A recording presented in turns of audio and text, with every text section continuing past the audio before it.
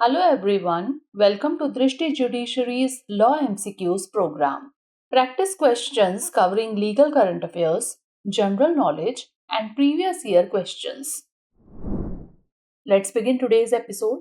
First question is, which section of the Limitation Act 1963 deals with legal disability?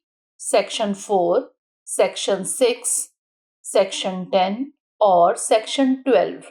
Limitation अधिनियम 1963 की कौन सी धारा कानूनी विकलांगता से संबंधित है? धारा 4, धारा 6, धारा 10 या फिर धारा 12? The correct answer is option B, section 6. इसका सही जवाब है ऑप्शन बी, धारा 6. The concept of legal disability is provided under Section 6 of the Limitation Act 1963, which further extends to Sections 7, 8, and 9. Section 6 of the Limitation Act 1963 deals with following types of disabilities: minority, insanity, and idiocy. कानूनी विकलांगता का सिद्धांत limitation अधिनियम 1963 की धारा 6 में प्रदान किया गया है, जो धारा 7, 8 और 9 तक विस्तारित होता है. धारा 6 निम्नलिखित प्रकार की विकलांगताओं से संबंधित है: किशोरावस्था, मनोविकृति और बुद्धिहीनता. Next question, which section of the Bharatiya Sakshya Adhiniyam 2023 defines primary evidence? Section 55, section 56, section 60 और सेक्शन 62? भारतीय साक्ष्य अधिनियम 2023 की कौन सी धारा प्राथमिक साक्ष्य को परिभाषित करती है?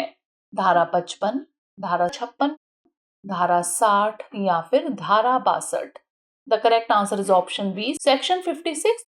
इसका सही जवाब है ऑप्शन बी, धारा 56. Provision related to evidence are provided under Chapter 5 of the Bharatiya Sakshi Adhiniyam 2023. Section 56 of the BSA stipulates that the contents of a document may be substantiated through two methods: primary evidence और secondary evidence. साक्ष्य से संबंधित प्रावधान अध्याय 5 भारतीय साक्ष्य अधिनियम 2023 के तहत प्रदान किए गए हैं. बीएसए की धारा 56 में प्रावधान है कि किसी दस्तावेज की विषय वस्तु को दो तरीकों से प्रमाणित किया जा सकता है: प्राथमिक साक्ष्य या द्वितीयक साक्ष्य. Next question, which section of the arbitration and conciliation act specifies the procedure for the appointment of arbitrators? Section 7, section 9, section 11 और सेक्शन 15? मध्यस्थता और सुलह अधिनियम की कौन सी धारा मध्यस्थों की नियुक्ति की प्रक्रिया निर्दिष्ट करती है? धारा 7, धारा 9, धारा 11 या फिर धारा 15? The correct answer is option C, section 11. इसका सही जवाब है ऑप्शन सी, धारा 11. Recently in the Power Grid Corporation of India Limited versus Mirador Commercial Private Limited case, the Delhi High Court dismissed the petition seeking termination of mandate of arbitrator under Section 14 of the Arbitration and Conciliation Act 1996. Section 11 of the Arbitration and Conciliation Act lays down the procedure for appointment of arbitrators. हाल ही में power grid corporation of India limited बनाम मिराडोर commercial private limited मामले में दिल्ली उच्च न्यायालय ने मध्यस्थता और सुलह अधिनियम 1996 की धारा 14 के तहत मध्यस्थ के अधिदेश को समाप्त करने की मांग वाली याचिका को खारिज कर दिया.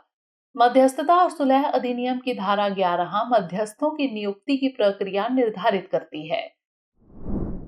Next question, what is the maximum punishment for an offence under Section 377? 5 years, 7 years, 10 years और life imprisonment? धारा 377 के अंतर्गत अपराध के लिए अधिकतम सजा क्या है? 5 वर्ष, 7 वर्ष, 10 वर्ष या फिर आजीवन कारावास? The correct answer is option D, life imprisonment. इसका सही जवाब है ऑप्शन डी, आजीवन कारावास. Recently, in the X versus State of Gujarat case, Gujarat High Court granted bail to a 22-year-old man charged under Section 377 of the Indian Penal Code, noting that the relationship with the 64-year-old complainant seemed consensual. Section 377 of the Indian Penal Code deals with the unnatural offences under which anyone who engages in carnal intercourse against the order of nature with a man, woman, or animal can face life imprisonment or imprisonment up to 10 years along with a fine. हाल ही में x बनाम गुजरात राज्य मामले में गुजरात उच्च न्यायालय ने भारतीय दंड संहिता की धारा 377 के तहत आरोपी 22 वर्षीय व्यक्ति को जमानत दे दी, यह देखते हुए कि 64 वर्षीय शिकायतकर्ता के साथ संबंध सहमति से बने प्रतीत होते हैं। भारतीय दंड संहिता की धारा 377 अप्राकृतिक अपराधों से संबंधित है, जिसके तहत कोई भी व्यक्ति जो किसी पुरुष, महिला या पशु के साथ प्रकृति के विरुद्ध शारीरिक संबंध बनाता है, उसे आजीवन कारावास या 10 वर्ष तक के कारावास के साथ साथ जुर्माना भी हो सकता है। Last question is, which one of the following provisions of Indian Penal Code relates to criminal force? Section 349, Section 350, Section 351 और none of the above? अंतिम प्रश्न है, भारतीय दंड संहिता के निम्नलिखित में से कौन सा प्रावधान आपराधिक बल से संबंधित है? धारा 349, धारा 350, धारा 351 या फिर उपरोक्त में से कोई नहीं?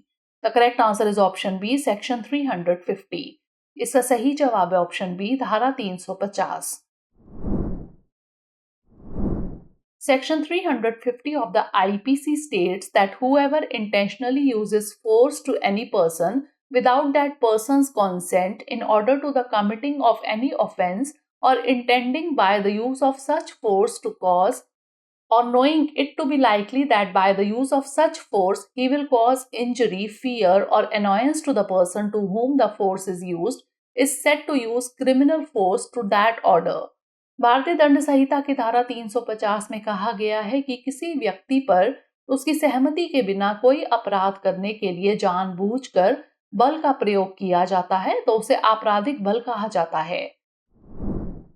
Now is the time for practice question. Which provision of the Indian Penal Code says nothing is an offence which is done by a child under 7 years of age? Section 29, Section 80, Section 82 और Section 85? आइए note कर लेते हैं अभ्यास प्रश्न। भारतीय दंड संहिता का कौन सा प्रावधान कहता है कोई भी कार्य अपराध नहीं है जो 7 वर्ष से कम आयु के बच्चे द्वारा किया गया हो? धारा 29, धारा 80, धारा 82 या फिर धारा 85? Send the answer of this question in the comment section. Thanks for watching. इसका उत्तर हमें comment section में जरूर भेजिएगा। धन्यवाद।